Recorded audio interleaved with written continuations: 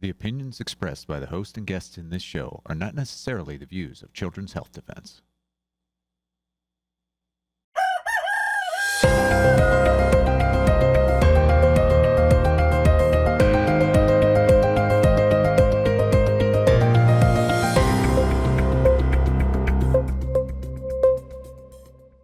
Good morning, Ph.D. It is Sunday, March the 29th, 2026. Welcome to This Week with Mary Holland, President and CEO of Children's Health Defense, and myself, Polly Tommey. Right, Mary, let's get going with the first article, which is actually Brownstone Institute in The Defender. What happens to DNA byproducts in mRNA vaccines? It's a great question, this. I love it. It says questions persist as court delays the ACIP meeting. The ACIP meeting scheduled for March 18th to 19th was cancelled by court order, leaving critical questions about mRNA vaccines unanswered. Scientists know these vaccines carry DNA byproducts and the tools to study their efforts are readily available. Yet the FDA and manufacturers still haven't shared what happens to these fragments in the body. I mean, it's the million-dollar question, Mary. It's a question that we are very interested in and doing some science on, Polly, here at CHD. And we've had Kevin McKernan, an American scientist, on. This article points out that the DNA contamination has been confirmed by scientists in Germany and Australia. Among the things that are the DNA contamination are simian virus 40 promoters. This just shows us why it was so wrong, frankly, to suspend everything about the Advisory Committee on Immunization Practices. This issue, and the big issue that they were going to be talking about March 18, 19, was the COVID shot injuries and long COVID. And so everything about this has been stalled by this court order in the American Academy of Pediatrics versus Kennedy, and it's really troubling. So we've already appealed that decision. We'll come back to this, Polly, but we need to get this show back on the road because the issues are so significant. Well, next article, Michael Nevadakis, Children's Health Defense will appeal rulings in high-profile vaccine lawsuit. Mary, can you talk us through that, please? Right. So we have already talked, Polly, about the fact that Children's Health Defense over a couple months ago, sued the American Academy of Pediatrics for racketeering. It's a civil case. We believe that the American Academy has been working with the pharmaceutical industry and perpetrating fraud, lying to Americans and then using the mails and using the wires to tell people that the whole vaccine schedule is safe and effective. It's been, robustly tested when they know that that's a lie, right? The Institute of Medicine told them that in 2002 and 2013, you actually have to do a vax-unvax trial, and they never did it. So we then, when the AAP back in July sued Kennedy, for the very minor changes he made back then, changing the date of the Hep B, changing the COVID vaccine recommendation, AAP kept amending their lawsuit that's in Boston, and they then amended it to challenge Kennedy's disbandment of ACIP and his decision to put about a third of the vaccine schedules on shared clinical decision-making instead of routine recommendation. So a judge, Brian Murphy up in Boston, granted a preliminary injunction. He stayed everything, ACIP, everything Kennedy's done on vaccines. He said, we're going to freeze it. I think what you've done is illegitimate. We, Children's Health Defense, tried to intervene in that case, saying we're representing the kids, they're representing the doctors. This is not about the doctors, this is about the children. We have two plaintiffs whose children died by following the AAP schedule. We have two pediatricians who lost their license by saying there's a problem here. So the judge dismissed our attempt to intervene. What we've already done, Polly, is we've already filed an appeal to have that decision to not let us intervene reviewed. And we've also challenged the decision itself. We believe that the judge did not properly interpret the Administrative Procedure Act and the Federal Advisory Committee Act, and it needs to get overturned. And I am cautiously optimistic, Polly. It's a decision that what I just told some people, even if you're zealously pro-vaccine, Polly, you've got to be against this judge's decision that froze everything in the federal administration at the CDC, at the FDA, at HHS. It froze everything related to vaccines. So if there's an outbreak of Marburg tomorrow or of Ebola, and you want to develop a vaccine, there's no machinery that's working. You'd have to go to some federal judge who knows nothing about vaccines. So it's a crazy decision. I'm hopeful that HHS too will appeal. They haven't done that yet. And I'm hopeful that it will get reviewed very quickly by the First Circuit Court of Appeals. Michael Nevadakis defender. Lawyers threaten to sue HHS unless Robert F. Kennedy Jr. amends vaccine injury table.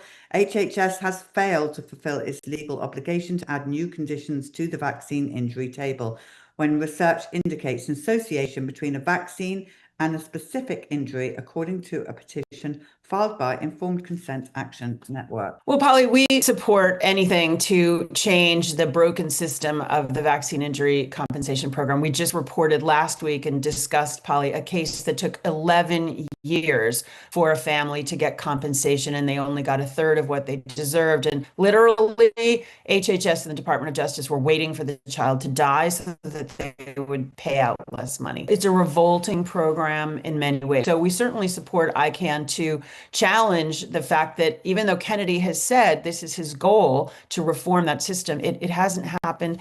I don't know, Polly, what all of the barriers have been, but Kennedy will have 180 days to respond and to start a rulemaking process. We certainly support, as I said, anything that will reform that system that's broken. Suzanne Burdick here in the Defender. CDC jeopardized health of millions of Americans by failing to warn of stroke risk after Pfizer vaccine. New documents obtained by Senator Ron Johnson reveal that the Biden White House and HHS failed to immediately warn the public when vaccine safety surveillance systems detected statistically significant safety studies for strokes in adults 65 and older who received Pfizer's COVID-19 booster vaccine. So that's a pretty big story. It is, and we are so grateful to Senator Ron Johnson for really staying after this issue of what did they know and when did they know it and why did they keep pushing a vaccine that they knew was harmful. I love one of the quotes. I mean, it's terrible, but it's good that it's being said, Polly, in his press release. He says the Biden administration, had unsupported and unyielding devotion to a harmful vaccine. They knew, Polly, they knew it was causing strokes, and they downplayed the signals. So the first draft of the report, which we now see in all the documents, said that there's a moderate safety signal. In other words, it's a serious signal. And then they downgraded that to there's a slight safety signal. We still haven't gotten the bottom of it, Polly. Who made these decisions? And they should be held to account. They killed, tens of thousands, hundreds of thousands of people. If this isn't criminal, I don't know what is, because they knew that they were playing with people's lives and they put a vaccine program above people's lives. Yeah, I am so grateful that Senator Johnson is moving forward to hold more hearings about this. Jill Erzin here, defender, a global tech company to pay $15 million in COVID vaccine discrimination case. This is a global tech company that will pay this $15 million to settle claims it denied religious and disability exemptions to its COVID-19 vaccine mandate. The U.S. Equal Employment Opportunity Commission said this week. Attorney Kim Mack-Rosenberg, well, she's our general counsel for Children's Health Defense, said the deal reflects a broader shift after gross violations of rights during the pandemic. Well, Polly, as we've seen so clearly across corporations, the military, government, there was no legitimate religious exemption process in most of these. They are required by law to have an individualized review and to make accommodations where they can. And just across the board, they were denied in a completely blanket, unlawful manner. And so this is good news. I think the best part of this news, this company is in 12 states. They didn't give the name. That's sort of interesting. I think what's important here is that it is sending a signal to institutions and to companies in particular that you can't do this again. If you do this again and you lie about giving religious exemptions when they're warranted, you will pay a price. You will pay a fine. So hopefully it's really creating a financial barrier to companies to ever put in place any kind of medical mandate again. We are working to have laws that prohibit them from having medical mandates. But in the interim, I think the financial barrier is something that companies will be taking into account. Okay, Suzanne Burdick here. Judge in landmark censorship case delivers spectacular win for free speech After a 4-year legal battle, the plaintiffs in the key censorship case, Missouri v. Biden, scored a free speech victory. This is the first real operation restraint on the federal censorship machine, according to a Missouri Senator, Eric Schmitz, who served as the state attorney general when the case was filed. So, Polly, this, kudos to Eric Schmidt and to Jeff Landry. They were the attorney generals at the time of Missouri and Louisiana. They're both, Jeff Landry is the governor of Louisiana. Eric Schmidt is the senator from Missouri. And our case, Kennedy v. Biden, so they were holding accountable all the issues around censorship, and they were basically trying to hold the platforms accountable. We filed a case to hold the federal officials accountable. And our case, Kennedy v. Biden, was joined with this case in discovery in the Louisiana District Court. And, the case at the Supreme Court, Murphy versus Missouri, lost from our perspective. Missouri didn't win, but this is now a consent decree that the government has said, we agree, and we will be reviewed by this federal judge for 10 years, 10 years. So into the next administration, we will not engage in this kind of collaboration with big tech to censor viewpoints that we don't like. And the censorship, Polly, was not only about COVID. It was first and foremost about COVID, but it was also about political things. It was about the Hunter Biden laptop. It was about election fraud. And we can't have that. We can't have the government violating the First Amendment. So this is a spectacular win. US Right to Know here in The Defender. Sock puppet editors erased criticism of Gates' Green Revolution entry in Wikipedia. An investigation by Claire Wilmot for the Bureau of Investigative Journalism detailed how consultants working for the London public relations firm Portland Communications secretly edited the Wikipedia page for the Gates Foundation Controversial Green Revolution Initiative to remove criticism and independent valuations about the performance of the billion-dollar organization. That's horrific, Mary. Polly, Wikipedia is so bad on our issues. It is just so bad. And they do have people biasing the information and what they called it in this article, wiki laundering, which is a great term. The article also notes that they've done this kind of laundry for Qatar, for countries where they don't like what's said about them. It's sad, Polly, because I use Wikipedia. I think we all use it. It's sort of the fastest, easiest available encyclopedia. But just we have to bear in mind that on many topics, it is completely wrong and fraudulent. Who pays for Wikipedia? Like, who's behind Wikipedia? I don't know. I'm sure Yeah. it's not the good side. All right, Rick Jaffe. He's a brilliant lawyer for us, is he not? In The Defender here, how a gaggle of vaccine trade groups got a federal judge to help upsell vaccines no state thinks are necessary. On March 16th, US District Judge Brian Murphy in Massachusetts issued a preliminary injunction that freezes the federal childhood vaccine schedule and strips the CDC director of the authority to change who gets which vaccine. Here's why the district court ruling was wrong and what we plan to do about it. I think it's a great article and I think he's a great lawyer. We've had him on CHD TV. Our people love him. Yeah, I think we talked about it. It's a great article, really helps to describe what's going on up in this court in Boston. We've already challenged it, as I said. Rick Jaffe has already filed our appeal. Florida pediatrician used to toe the party line on vaccines. Then he started listening to parents. Dr. Brian Thornburg, a board-certified pediatrician trained in both osteopathic and conventional medicine, has built a practice that diverges sharply from mainstream pediatrics. He's known amongst a growing following of parents for questioning standard vaccine practices, advocating for informed consent, and operating one of the country's earliest concierge pediatric practices. It's great to see pediatricians waking up, is it not? It is. He sounds like a great person for CHD TV, Polly. He wrote a paper in 2005 comparing the US vaccine schedule to other developed countries and recognized that the US was way out of whack and requiring children to get many, many more vaccines. And it is great to see someone, he acknowledges, I used to toe the party line. And then he looked at it more closely and he realized that he was doing more harm than good. Apparently, he does lectures on YouTube. So sounds like a great pediatrician, Polly.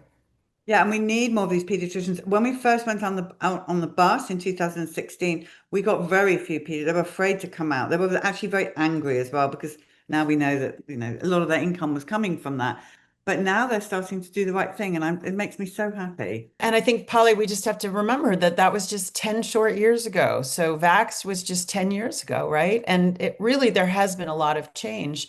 Not enough, but quite a lot. I think it's brought, and it wasn't anything we did. It was really just the whole Tribeca Film Festival that just backfired on them. That the Well, when that was yeah, brilliant. You know, people still say banned in Boston. What is banned? What is censored tells people, oh, we want to know about that. So we were lucky that Tribeca did ban it. We really were. that really helped a lot. And if you are wondering what we're talking about, do go to our movie section on CHD TV. It's free. Vax 1, Vax 2, and Vax 3, all free for you to share, watch in different languages as well. So, yeah, as Mary says, only 10 years ago, but I think it's thanks to the parents, the people out there that have made the noise. You are what's going to win this. We all collectively are going to do that. Absolutely. Your stories coming into CHD TV, please. It's very important. And we're not just doing vax and vax stories, we're doing stories on mold. We've got a lot of those coming in, and psychotropic drugs, misuse of psychotropic drugs in children as well. All of these stories, very, very important. So do write to us and we will get you filmed. Thank you. Great. Yeah, we care about all these toxic exposures. All right. Well, John Gilmore, another one that's been in this movement a long time, has written a great article here in The Defender. Hundreds of activists knock on New York lawmakers' doors to demand justice for vaccine injured. We did stream that. Mary, you were there. It looked phenomenal. Everybody was on fire, the atmosphere. Yeah, it's always energizing, Polly, to go to Albany or to Washington, D.C. or your capital and be with, your people. And it's fun to sort of rev one another up and hear new points of view and understand the bigger picture. But the most important thing we did is we went to visit with different legislators, and collectively we had probably about 50 visits, Polly. And it was funny. I went to one meeting at the end of the day and we were offering him our handouts. He said, no, no, no, I already have 15 copies. Lots of people had already been there before us. Um, we are changing minds. We're getting a very different reception than we got 5 years ago or 10 years ago, Polly. But again, there's more work to do. We've got to change the laws. We've got to have medical autonomy. We've got to have true informed consent, which means you have the right to refuse, not just to consent. So, but we're making headway. New York, like California, are two of the hardest and worst, but we're making headway. And you had some very powerful speakers, Mary. The parents of Maya, who tragically was killed from the vaccines, Yep. bravely speak. Shantisha Nelson was there. Her baby died, by getting the AAP recommendations. It's a family from the Rochester area. There was a girl who was COVID vaccine injured who spoke. Plenty of people who've been injured by vaccines were there and speaking up. Yeah, and I feel like I heard Michael Caine doing some kind of singing or rapping or something.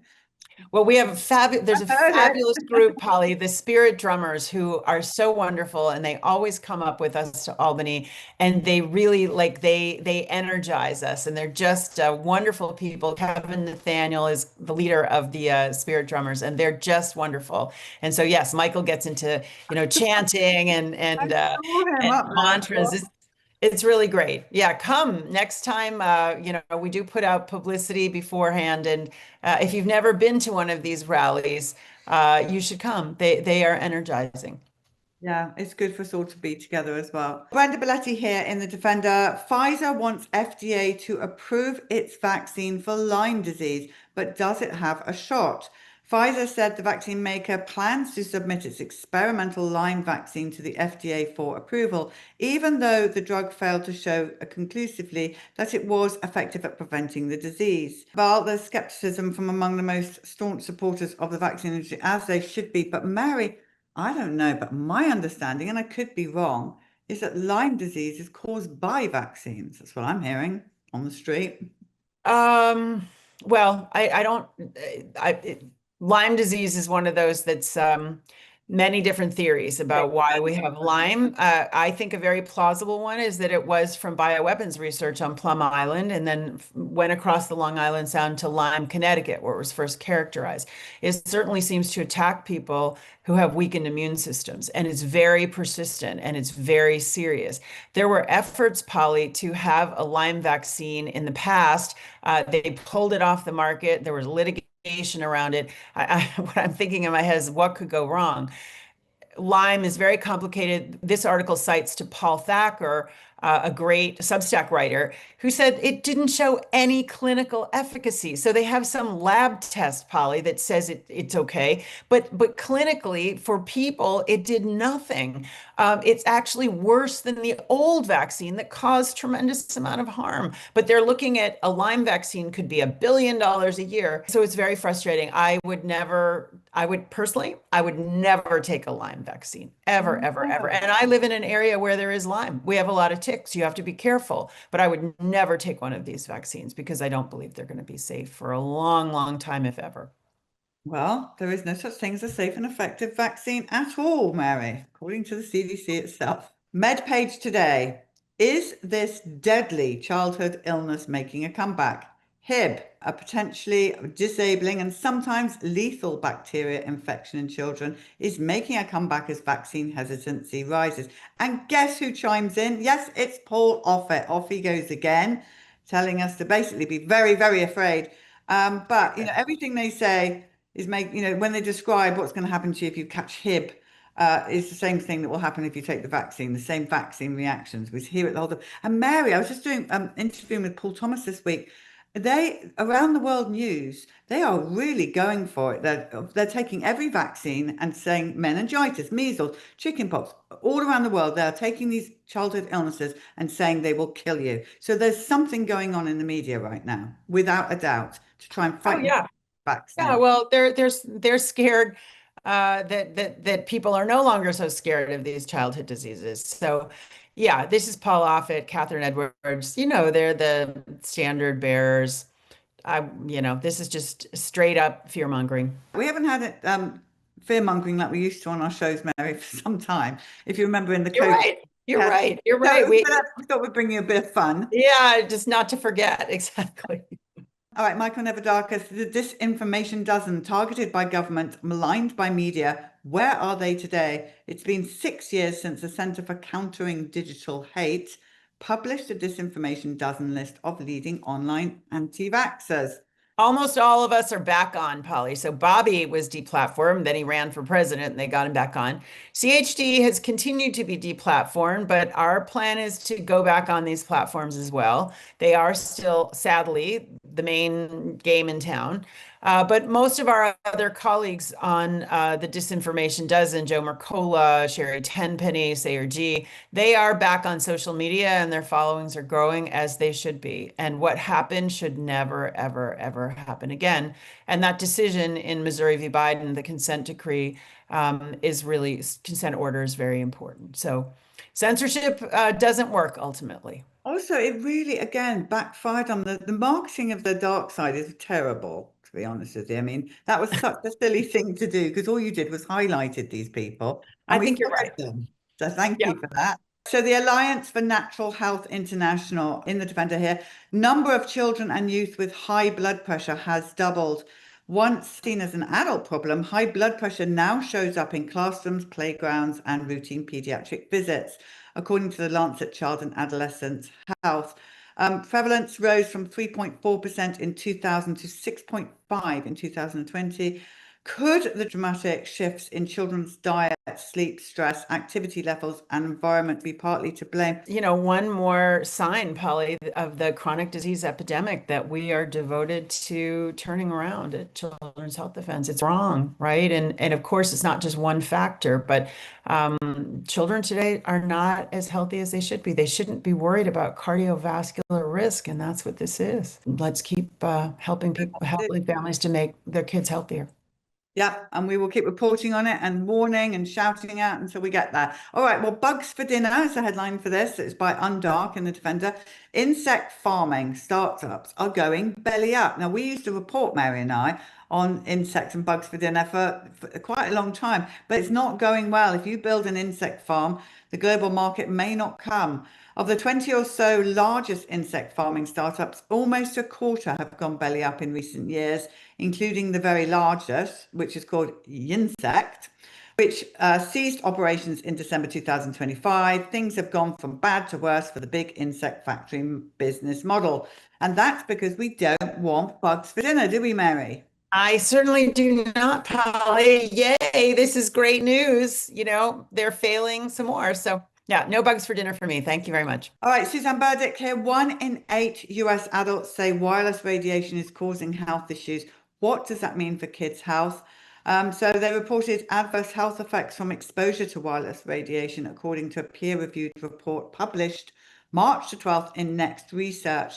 The study also found that people who reported symptoms of EMR syndrome were more likely to report other conditions, including chemical sensitivity, asthma, autism, and fragrance sensitivity. This really is a new generation's problem, and I'm so proud that we have such a fantastic EMR department led by Miriam Eckelveld at Children's Health Defense. It really is a growing risk factor, Polly, and it's one that's been tremendously underappreciated.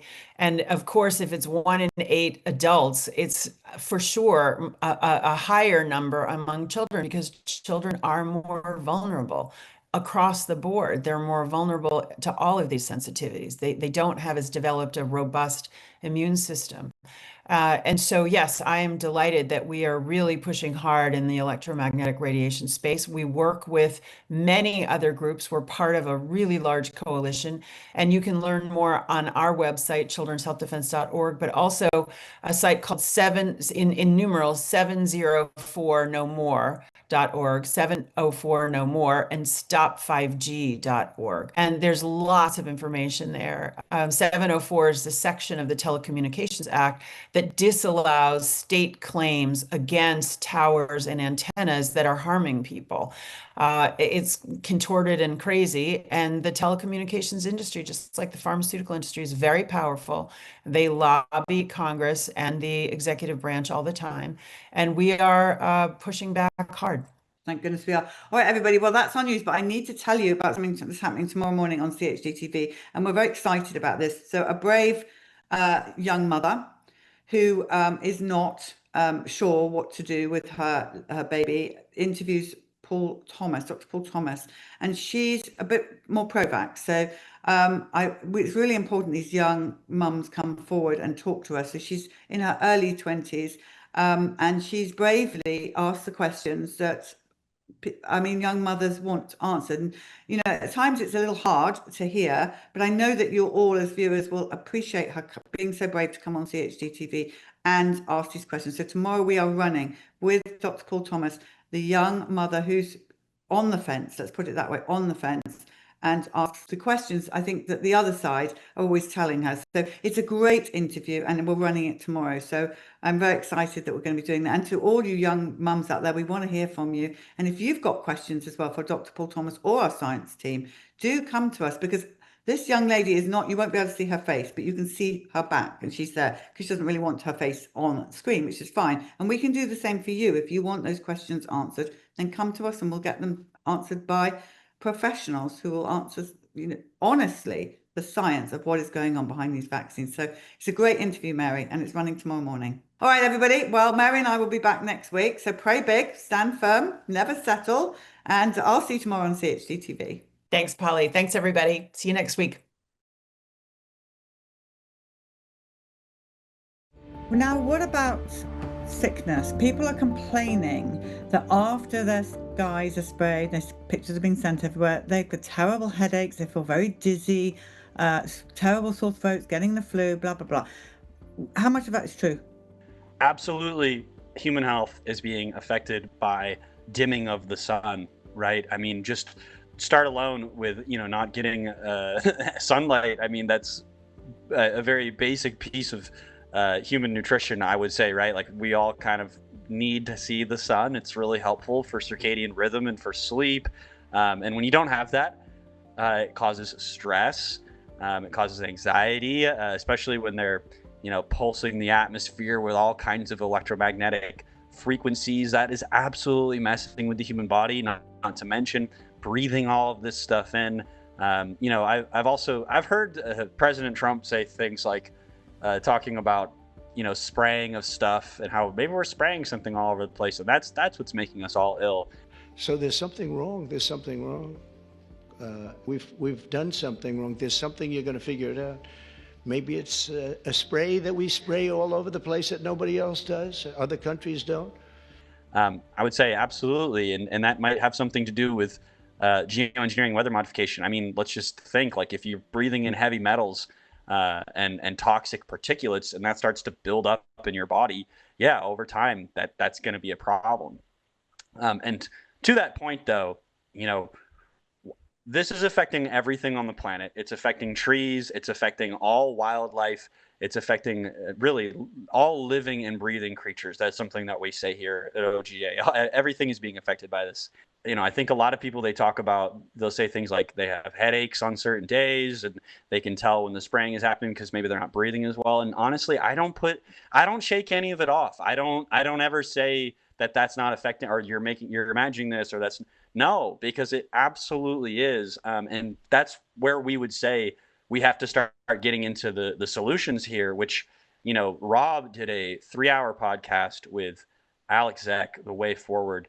And he talks about, strategic breathing as one of the ways that we can kind of stand against this, because it does affect our health, and it affects our mental health specifically, and our ability to approach our day to day in ways that most are not even aware of. They're not even aware, especially, by the way, if you live in a highly populated area, which we know there are tons of other toxins and issues there. But this alone, affects people, I think, far more. I notice it more when I'm in cities too, the feeling and the effect that it has on me.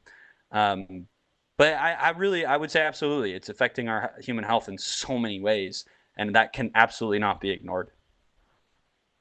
Beautiful, Paul. There's a powerful roster of solutions, Polly, but let me just piggyback on Paul for a moment. At the science page of our geoengineeringage.org, we have more than 50 peer-reviewed scientific articles available for free that help answer your question. We have 2 sets of essays penned by our founder, Ian Baldwin, The History of Geoengineering and The History of Electromagnetic Frequency Technology, which is, I think, part of the hiddenness of geoengineering. But to bring it back to pump, jump, and dump, and your question, Polly, human and natural health, when chemicals are pumped into the atmosphere that have the same chemical signature as coal fly ash, aluminum, barium, strontium, manganese, mercury, synthetic polymers, which are still a mystery to most people, of course, human and natural health is going to suffer. Yeah. When we jump with electromagnetic frequency technologies that are unnatural and pulse those EMFs, that directly interferes with the circadian rhythm and all sort of electromagnetic communication between the earth, nature, and all living, breathing, and electromagnetic creatures, which is to say every living thing on the planet. And finally, when these chemicals dump down into the earth and the water from the sky, attacking our natural biology with these synthetics in an attempt to replace natural biology with synthetic biology, of course, that directly harms human health. The so-called trails in the sky, Polly, are just the tip of the geoengineering iceberg. Yeah, that's the chemical signature of geoengineering. But jumping and dumping is equally, if not more important, to grok if we really want to lean into solutions, which begins, as Paul suggests, with the 20,000 breaths each of us take, each of us enjoy every day. If we can learn how to harness conscious strategic breathing, which, by the way, was at the core of every single religious and spiritual tradition around the world, going back thousands of years, Eastern, Western, indigenous, every religious and spiritual tradition understood the power, the fundamental elemental life force power of conscious strategic breathing. It's one of our secret Team Human superpowers. It's a secret because most of us have forgotten that we actually enjoy 20,000 breaths per day. And if you start with conscious strategic breathing and you roll it all the way out, let's say bookend it with the now 40 states in the United States that have introduced geoengineering free legislation into their state legislatures, provoking a lot of public conversation about how we get rid of, over time, this geoengineering project, which has been around 100 years or so. Now we're talking. Now Team Human and nature are playing ball with the transhumanist globalists, and we will win. Oh yes, we will win. But it's winning. It's a dogfight, as we saw during COVID. It's a dogfight.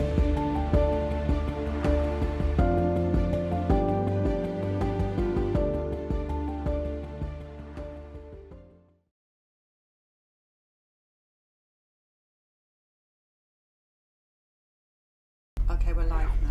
Okay. All right, tell us your name, please. Cheryl Baker. And this is about your husband. Yes. Which year did this happen? 2021. December of 21. Had your husband taken the COVID vaccination shot? No. Why didn't he do that? He didn't believe in them. He didn't take a flu shot, and we knew that just wasn't right. From the very beginning, the whole COVID thing, we just knew that something just wasn't right about it. I mean, intuition, God telling us. And then when the vaccines rolled out and it was quick and they were forcing people, we just both discussed it and said, yeah, something's going on with this. Something's not right. So what made him get to the state where he had to go into hospital? Did he have one of those pulsometer things on? Yes. All right. And what happened then? He had COVID we both had it, and mine wasn't as bad as his, and he had it for about 8 days, and we could have went with the oxygen because his dad is a respiratory therapist, and he came over and brought oxygen tanks, but his heart rate was really high. It was about 180, and that was scary, so took him to the hospital, and there they shocked his heart and just had a nose cannula up his nose, and he was fine. They stuck me through the back door. Like I said, my father-in-law was a respiratory therapist, so they snuck me through the back door. I'm talking to him, he's sitting up in the bed, he's fine, and then they decide to put him over in a different hospital, a sister hospital, to where that hospital was just a treat and release. They have no beds, so he went to a different hospital, and they told me, you can't see me longer, tell him bye. And I ran out to the parking lot and cried for about an hour because I'm thinking, it's the last time I'm seeing him, didn't really know, didn't know the protocols, didn't know anything, but they said COVID, nobody can be in there. So I was on a Monday. Tuesday night at 3 o'clock in the morning, they called me and said they want to put him on a ventilator. I told them no, and they said he said no, and I said, okay, if he told you no, that means no. But they were still trying to force the issue. And that's one thing we had discussed too, no ventilators. We weren't buying into all the propaganda that was going on. I think it was the next day they told us that his heart rate was still kind of shaky. And the only time I'd ever talked to a doctor was a cardiologist. And talking to him on the phone, he said, well, we may have to put him on a ventilator. I then called a friend of mine who was going to school to be a nurse practitioner. He was working in New Mexico, and I basically had him on the phone and the cardiologist on the phone to kind of help. And my friend suggested, if they have to do it for his heart, then good chances he'll come off of it. So I agreed to it, but I never ever heard anything. And I called back later. Well, they didn't have to put him on a ventilator. I guess whatever medicine they gave him was good. On Friday night, my father-in-law suggested maybe you could get in the hospital if you bribe the doctors and nurses, or nurses with donuts.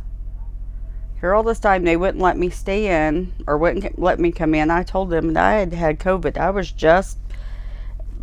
I had had it right before him, and they wouldn't let me, even stay in there. I brought donuts. I brought 2 dozens of donuts, and they let me in. His nurse told me, stay as long as you like. I have some pictures where she comes in there that she's not even she doesn't even have gloves on. She's got a mask on, but no gloves. You know, if this is so highly contagious, I guess it doesn't care that donuts get to come around or nurses not wearing any gloves. But he wasn't real coherent. He had a BPAP, mask on, so it was kind of hard to understand him. He, didn't like hospitals. He barely took Tylenol. And he needed to go to the restroom. And this is a kind of a hard story to tell.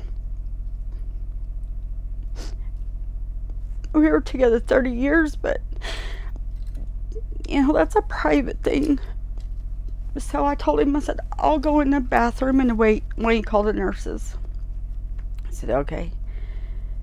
He, after a little bit, I heard him yelling, and I'm kind of waiting and not really knowing what's going on. I came back out and I said, the nurses ever come in? And he said, no. He had, pushed his call button or whatever, and they never came in.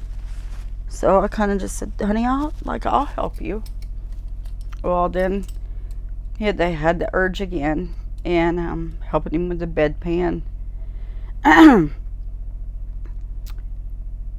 And I'm turning around at the sink getting some water so I can wash his hands. I'm thinking, how sanitary is any of this? He drops a wash rag on the floor, and he's like, I'm sorry. And I'm just like, don't tell me you're sorry. I'm hated that you're having to go through this. I gave him the bedpan full of hot soapy water. He's washing his hands. His oxygen level is 95. And I'm thinking, all right, this is good. This is, Friday night. I'm looking at his bags, IV bags. There's remdesivir hanging there. And I guess that's one thing, too. The Tuesday night when they called, we went to the hospital early that morning and just stood out there and prayed with my father-in-law, my mother-in-law, my kids. At the time, they were 26 and 28-year-old. And my mother-in-law, she said, they're going to be giving him remdesivir. And I said, I haven't heard good things about that. That's all I said. I hadn't done a lot of investigation. And she said, they give it to me, and they give it to her husband, father-in-law, who worked for the hospital. And she said, we're okay. So, I couldn't believe that, and just prayed, and just, God, just give the hospital, the doctors, the nurses wisdom to do whatever is supposed to happen. But after that, after me being in there that Friday night, I was in there about 3.5 hours, and I didn't want to press my luck. And so I left. The next day, I tried to go back in there. Next evening, I think more donuts, but a little bit harder to get back in. And then his nurse at that time said, you can't come in there. And I said, I was just in here last night. I was bringing him something to drink. And he goes, he can't drink that. And I'm thinking, how long have you been his nurse? Like, he can drink. He's not on he's not on anything. Well, I went in there for 30 minutes that night, but he was really thirsty. And he had called me on Monday or Tuesday, asking me to bring him something to drink. Well, it was like he was in prison. I had to take it to the front and put his name down and put his room number. They wouldn't let me take him anything to drink. They had told him he wanted a blanket. They had told him my son ran it up there, and they yelled at him to get out of here. Still at this time, still not knowing kind of what was going on. Just the fact that, COVID's here and they're just not letting people in. Didn't know till after we got the hospital records. But so Sunday, we go back. We were going every day, standing outside the window because we could see him through the window. It was like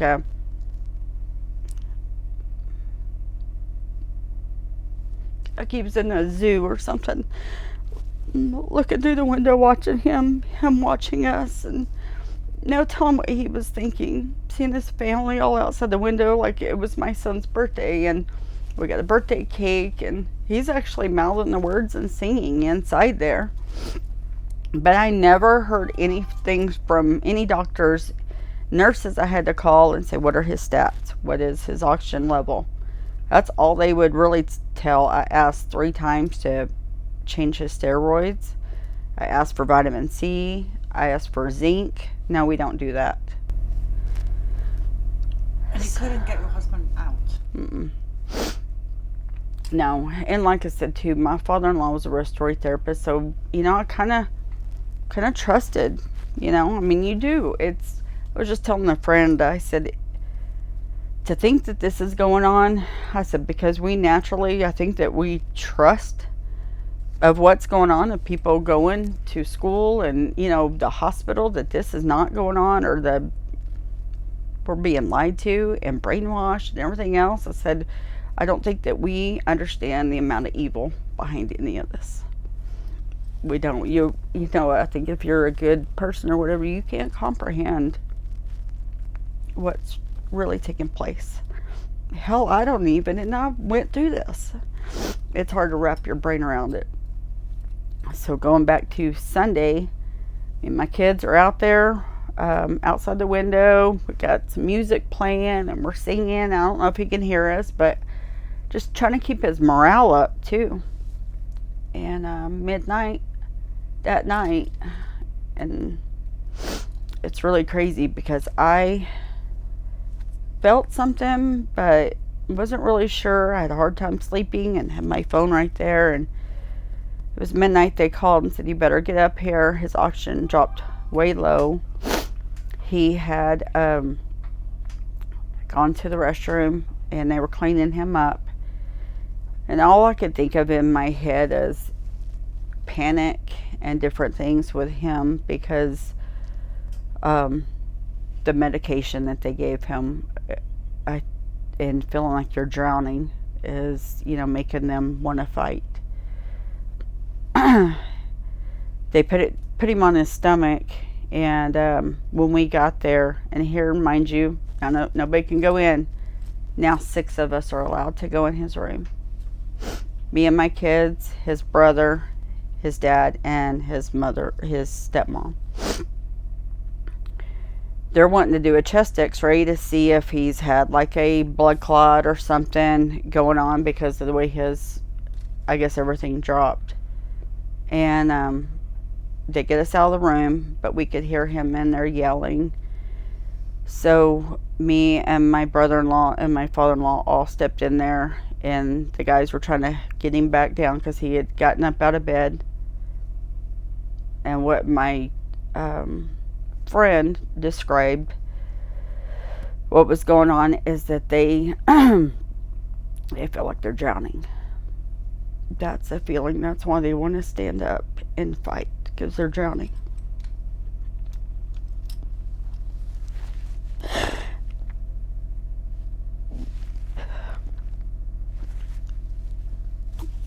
Two years later, and it's just as hard. So, for 4 hours we watched.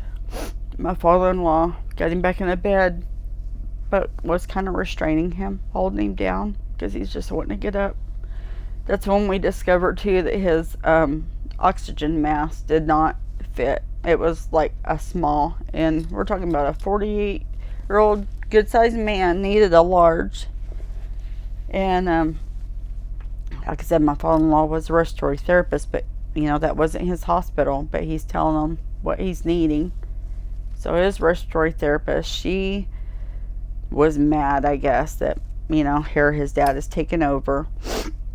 She comes in with a new mask, but doesn't open it, doesn't do anything. She pitches it on my husband's chest. I mean, yeah, you could tell she was not happy about it. So, my father-in-law changes it out, and I'm singing to him in his ear. The kids are just kind of rubbing him, and his oxygen is back up in the 90s. His heart rate is good, blood pressure, everything is good. But then it goes to, it's crazy because then he turns blue at one time and he's cold. And then they're asking me, do you want comfort care? I did not know what comfort care was. I didn't know. I said, what is that? And she said, well, that's where we can make him comfortable and we'll take his mask off. And I said, well, can you make him comfortable but don't take his mask off? Like, he needs that. Yeah. I still had no idea that they were going to be giving him morphine and different lorazepam to make him like they do somebody that's on hospice. And that's what happened. And for 4 hours, and the nurses, they're set up against the wall like this, watching it happen, watching everything go on, and nothing. I didn't ever see the doctor, and his blood pressure bottomed out, and nobody did anything. But in the medical records, they said I said a DNR. Well, no, none of us said anything. They said the wife, the kids, and the dad all agreed. What I agreed on was no ventilator. That's the one thing I agreed on. But, they say a DNI, they're getting it confused with a DNR. Looking at medical records, I got his medical records a couple days later because I, for myself, couldn't believe that he was gone. I seen him Sunday. That was the best day I had seen him look. He was sitting up in his bed, stretching. Before when I had seen him, he was laying in the bed and he would use the bar to turn over and you could see labored breathing. But on Sunday, I didn't. He was sitting up and stretching. That morning, him and his son my son was sitting outside the window. They're watching the Cowboys game. They're fist bumping. He's fist bumping the cardiologist. So I think we left later that day at like 6 or 7 that evening. So in 6 hours, I get this call. I don't understand, but in the medical records, my daughter even asked me, she said, was Dad in that much pain the first day? They gave him fentanyl, morphine, Narcan. No, not when I left him. He wasn't in that much duress. And then 36 different medications. 48 years old. He might have had a belly on him, but he was tough and strong. So it was devastating. Still. And my friends, my family, like I said, it's 2 years, but it still doesn't seem real. So that's my story. In the medical notes, did you see how much money they made out of giving your husband all those things? No, because I don't have I just have the records. I don't have I never did get that, how much. And then I just heard from somebody to get a toxicology, because I actually got an autopsy done because I wanted to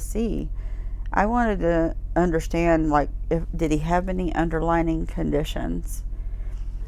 There was a few things in there, but nothing that would, I think there was a nodule, I think they said, on his thyroid or whatever, but nothing major that would have said he had cancer, he had failing this. They talked about the lungs, having blood in the lungs, and I don't know if he could have been part of the remdesivir that had the glass particles in it. I don't know if y'all know about that, but I need to try to find out that batch number because it was right around that time.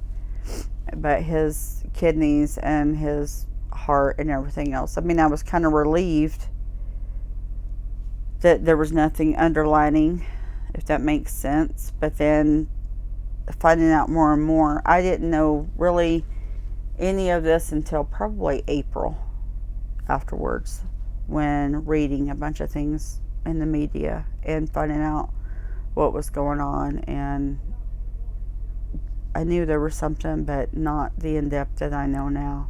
That, like I said, it's sometimes you can't even believe it. And my husband was only in there 7 days.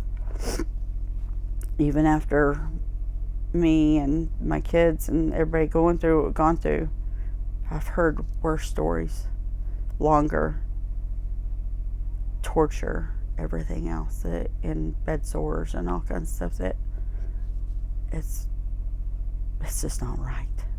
I just can't believe we're living in this. It's still happening today. Yeah.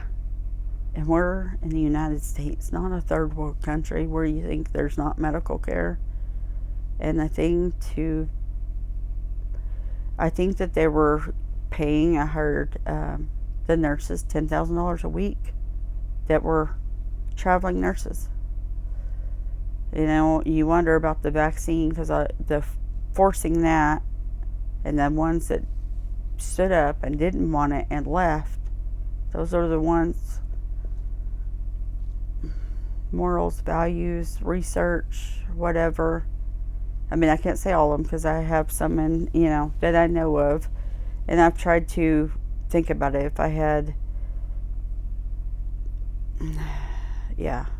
if that decision, but the whistleblowers coming out is good, and the ones who survived the hospital protocol to be able to tell what they went through. Yeah. Thank you so much for telling them. Thank I'm you. so sorry about your husband. Thank I'll you. put his picture up on. Okay.